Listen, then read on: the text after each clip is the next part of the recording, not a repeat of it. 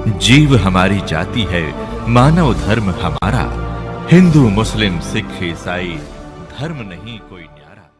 पुणात्माओं, पहले इस दास को बचपन से ही ये थोड़ा सा दिखाई देता था, ये पूर्व जन्म की जो कोई संस्कार डिपॉजिट रह रहा था ना, तो खोजिए पता नहीं कहाँ कहाँ देवता बनकर राजा बनकर, और वो थोड़ा सा दिखाई देता था।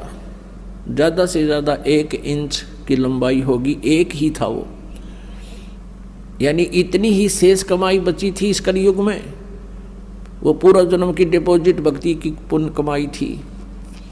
और ये दास ये सोचा करता मेरी आंखें कुछ कमज़ोर हैं, इसलिए ये कुछ दृष्टि दोष है। जब उपदेश लिया, नाम लिया, 5-6 महीने के बाद देखा तो ये तो और गणा बढ़ गया। 1 साल के बाद तो विघ्न हो गया, और ज़्यादा बढ़ गया। मैंने सोचा बड़ी बात दिक्कत आई। तो गुरुजी उसमें वृद्ध बहुत थे, 104-5 वर्ष की आयु हो चुकी थी हमारे पूज्य गुरुदेव जी की। उनसे ज़्यादा समाधान नहीं करा पाया करते, क्योंकि और भी बहुत भगत थे। हमारा नंबर भी देर से आता था, कभी आता कभी नहीं आता था।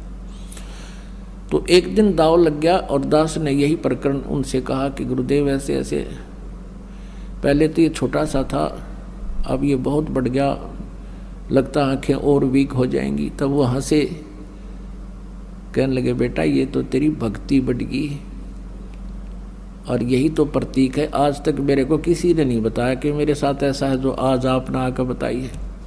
इसे सिद्ध ये भक्ति ना करते बाकी के।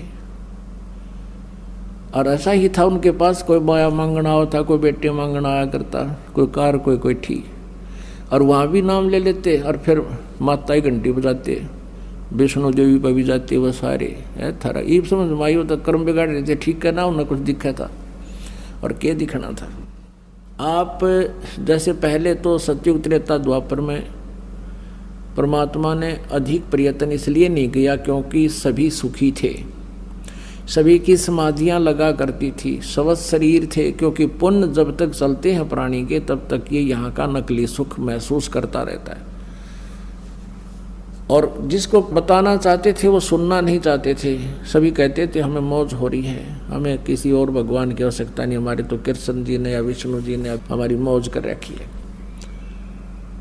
अब कलयुग में परमात्मा ने पता था कि कलयुग में इनकी सारा जाड़ा आ लेगा, इनकी सब पुण्य कमाई नष्ट हो जाएंगी, और पहले की कमाई इनकी होगी नहीं। और जिन भगवानों को ये मोक्षदायक मानकर इनसे सुख राहत प्राप्ति के लिए पूजाएं भी कर लेंगे, उनसे राहत मिला नहीं, क्योंकि वो दे ही नहीं सकते, वो आपके भाग्य में परिवर्तन नहीं कर सकते।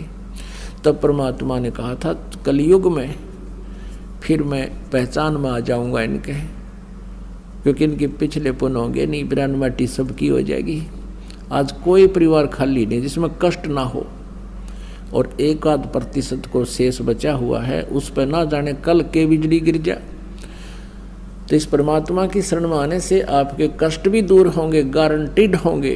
ये सत्कर मान लेना पुण्यात्मा हो। दास का कोई उद्देश्य नहीं, कोई खानदानी पैसा नहीं कि हमारा दादे परदादे भी ये काम करा करते, हमने कोई रोजी रोटी ना मिल रही थी। दास सर्विस करता था, जेई की सर्विस थी, 2 टाइम पर टूक ठीक मिल रहे थे, लेकिन आदेश हो गया परमेश्वर का, गुरुदेव का, कि तू ये काम सेवा कर, मजदूरी कर मेरी। दास उसका मजदूर बनकर उनकी प्यारी आत्माओं को संदेश भेज रहा है उनके आदेश अनुसार।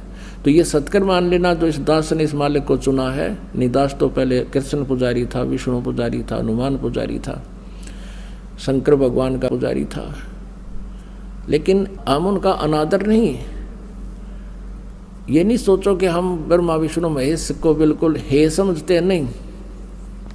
जैसे गीता जी अध्याय नंबर 2 के श्लोक नंबर 46 में कहा कि जब बहुत बड़े जलाशय की प्राप्ति के उपरांत छोटे जलाशय में जैसी आस्था रह जाती है अर्जुन, जब तुझे परमात्मा के गुणों से तो परिचित हो जाएगा, फिर अन्य देवताओं में, अन्य ज्ञान में तेरी इतनी श्रद्धा रह जाएगी।